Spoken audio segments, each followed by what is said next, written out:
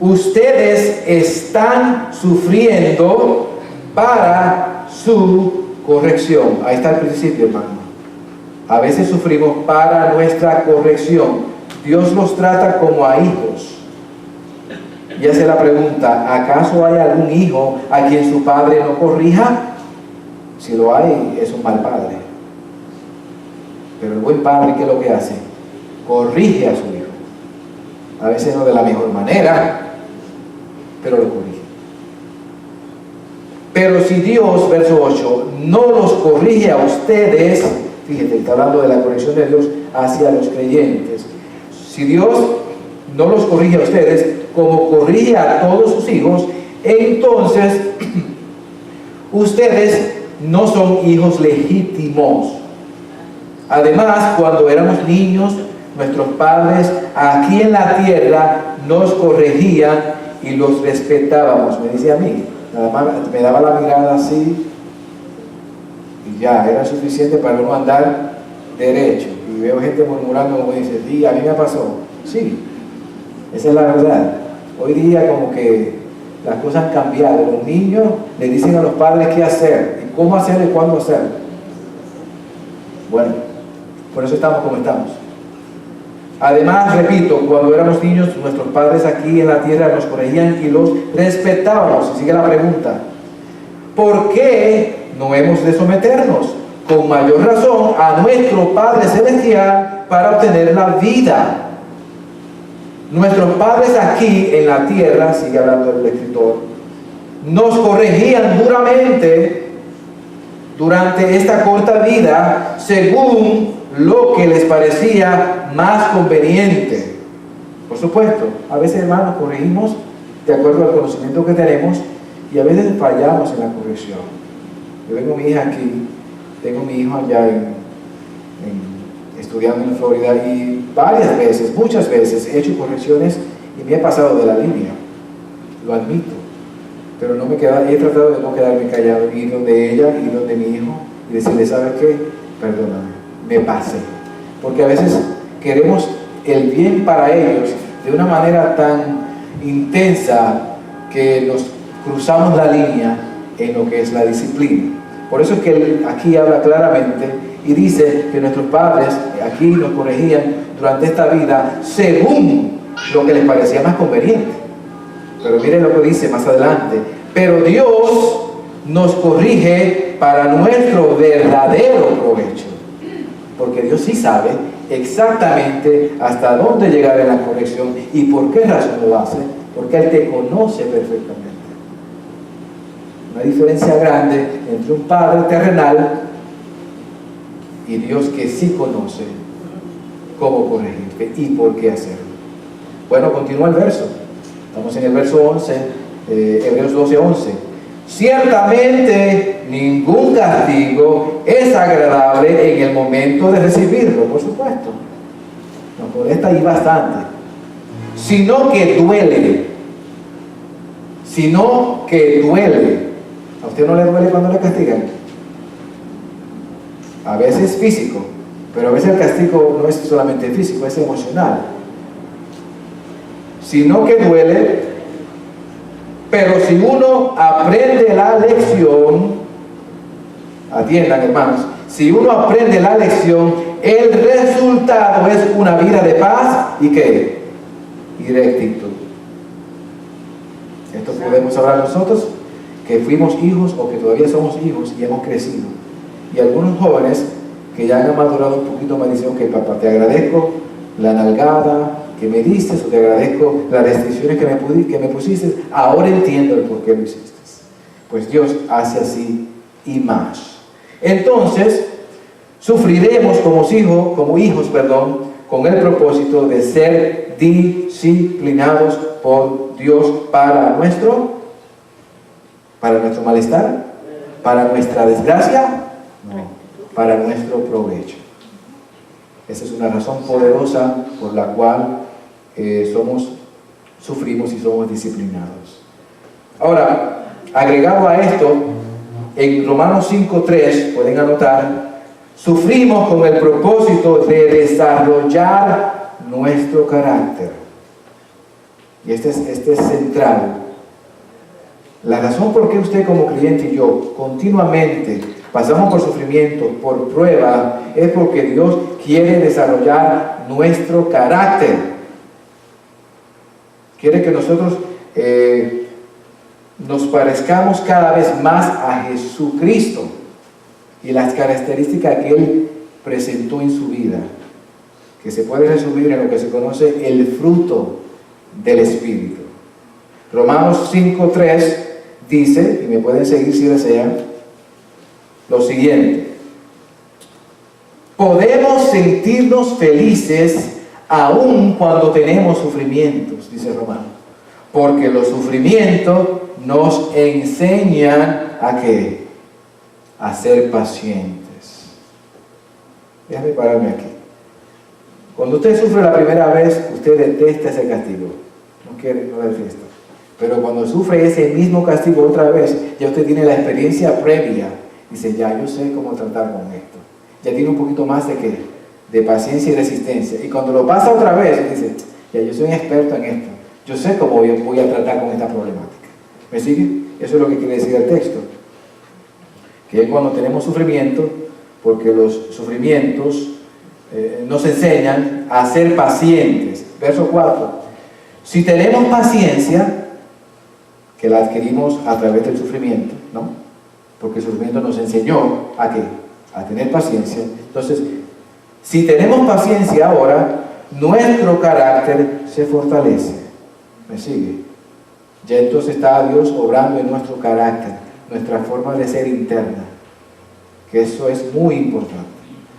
La Biblia enseña que primero Dios está más interesado en desarrollar mi carácter que en las grandes obras que yo realice.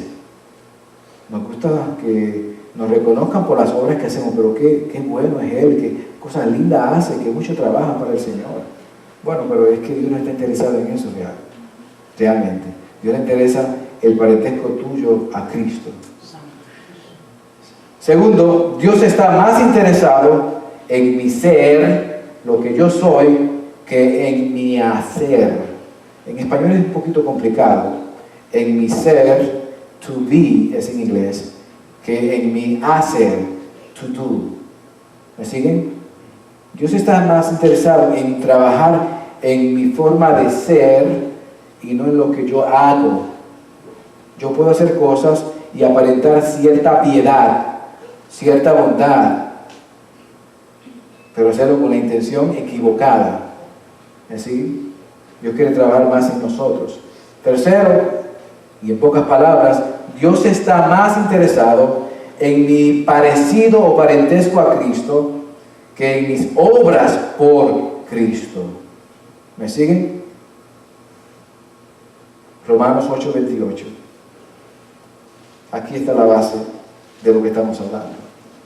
Dice, aquí nos presenta lo importante.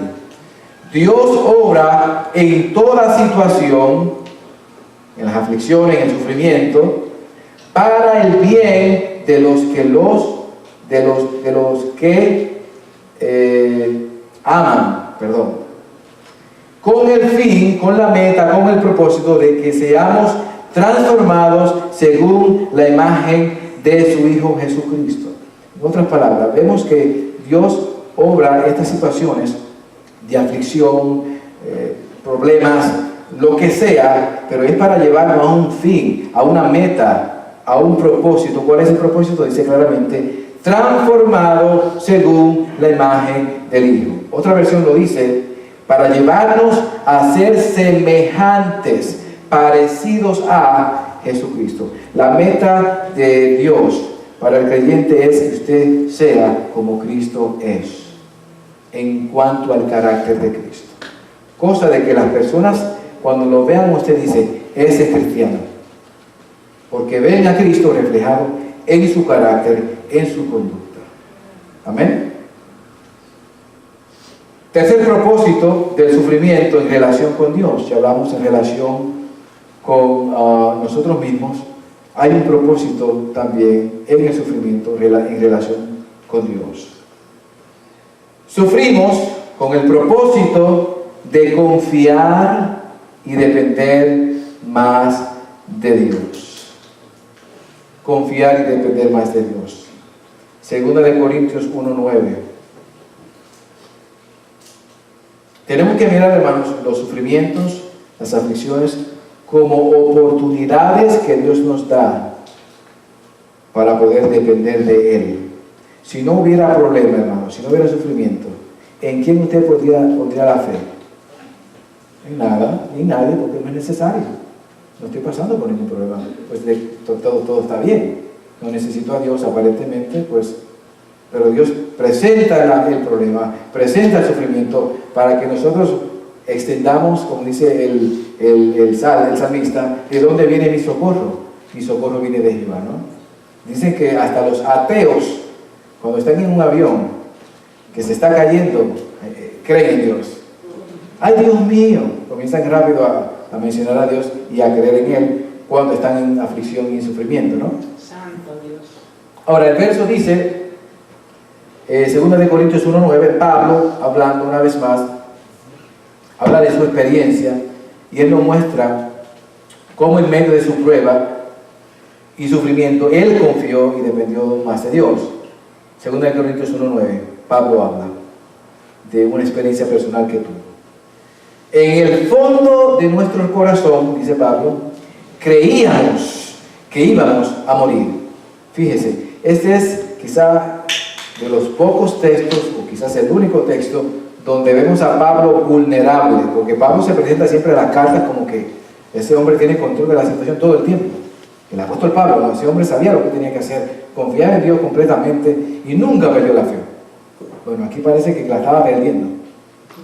Cuando estaba en el mar, pensó, dice él, en el fondo de su corazón creíamos que íbamos a morir. Él dice, aquí todos nos fuimos. Pero dice, sigue diciendo, sin embargo, esto sucedió para que aprendiéramos a dejar de confiar en ¿quién? En nosotros mismos. Y confiáramos en Dios, quien es capaz de resucitar a los muertos. En otras palabras, Pablo dice aquí, nos fuimos todos por la borda, vamos a morir, pero luego entendí que era necesario para que yo no dependiera de mí, sino dependiera de Dios, que si aún yo hubiera caído de la barca, de la embarcación, y hubiera muerto ahogado, Dios me podía resucitar. Esa era la convicción de Pablo, y Pablo, esta experiencia le hizo entender eso, que necesitaba confiar y depender de Dios. Cuando todo marcha bien, estamos tranquilos sin acudir a Dios, pero cuando las cosas no marchan bien, es entonces cuando tenemos la oportunidad de probar a Dios.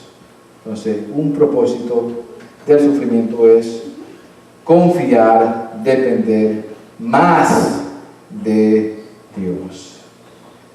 La segunda verdad que vamos a tratar hoy breve, ya estoy terminando, es: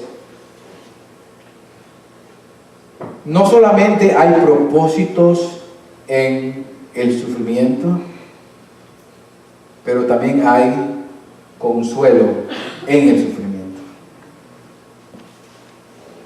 Santiago 1:2, que es el verso que leímos al principio del sermón. Hermanos míos, considérense muy dichosos. Eso a mí me atribula a veces. Las paradojas que nos presenta la palabra de Dios es como tan contradictorio a nuestro pensamiento natural y a lo que cree el mundo.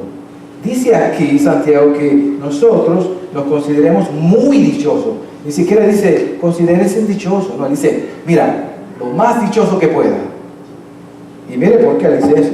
Cuando tengas que enfrentarte con las diversas pruebas. Dígame usted, hermano, ¿usted se siente dichoso cuando tiene una prueba? O lo primero que hace es que comienza a hablar y a criticar, o a quejarse, o a llorar, ¿no? Bueno, entonces estamos en completa desobediencia al texto. Tú tienes que sentirte muy dichoso. muy alegre cuando pase por diversas, porque son diversas, no siempre es la misma, hay varios tipos de pruebas. Dice acá, considérate muy dichoso cuando tengas que enfrentarte con diversas pruebas, pues ya saben, esta palabra me gusta, o sea, hay certeza en ti, debe haber certeza en ti como creyente.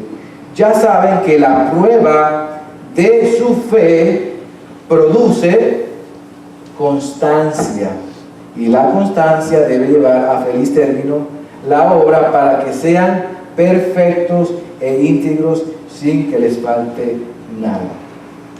Por tanto, Dios nos consuela para mayor madurez.